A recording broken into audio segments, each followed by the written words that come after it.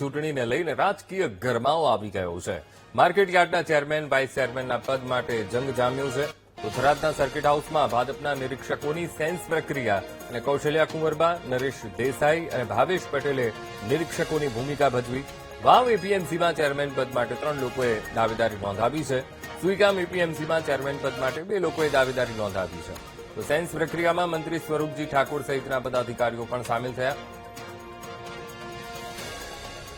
Suigam APMC 2.5 વર્ષનો સમયગાળો પૂર્ણ થવાથી આગામી 18મી તારીખે વાવ અને સુઈગામ એપીએમસીની ચૂંટણી યોજાવાની છે.